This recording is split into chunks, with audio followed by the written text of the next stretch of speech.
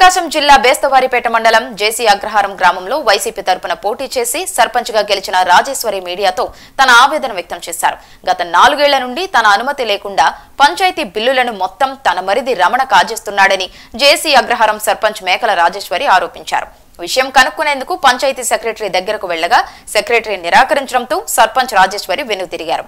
ఈ విషయంపై పంచాయతీ సెక్రటరీని ఆరా తీస్తావా అంటూ రాజేశ్వరి తల్లిపై దాడి చేశారని తగిన న్యాయం చేయాలని కోరుతున్నారు. లేని పక్షంలో జిల్లా కలెక్టర్ జిల్లా ఎస్పీని ఆశ్రయిస్తామని మీడియాకు తెలిపారు. రాజేశ్వరి 4 సంవత్సరాలైంది సర్పంచ్ అయ్యి. కానీ నేనేం సంతకాలు నా చేత పెట్టుకోకుండా అబ్బాయి సంతకాలు పెట్టుకొని ఆ అబ్బాయి బిల్లులన్నీ తీసుకోవటం సంతకాలు పెట్టుకోవటం నన్ను దేనికి పిలిచటం లేదు. దేనికి నన్ను అసలు నేననేది అసలు లేకుండా ఆ అబ్బాయే చేసుకుంటున్నాను. మేకల రమణయ్య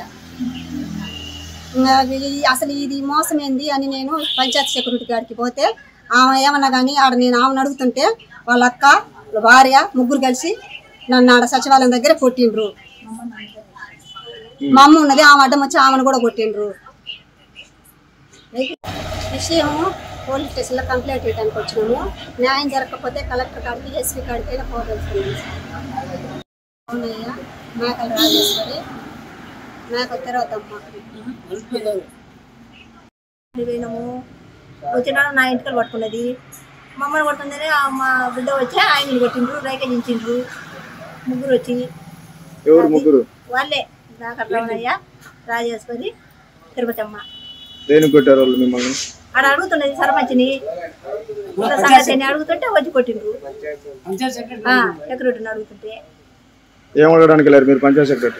అదే ఇన్నేళ్ళు అయింది సంతకాలు లేకుండా ఏం లేకుండా నువ్వే తీసుకుంటున్నాడు మళ్ళీ నేనేది మీరు ఎట పెట్టిండ్రు ఎట చేసిన అడుగుతుంటే వచ్చి కొట్టిండ్రు. ఎవరిని కొట్టింది? పేషెంట్ను. తర్వాత నన్ను పేషెంట్ పేరేంది?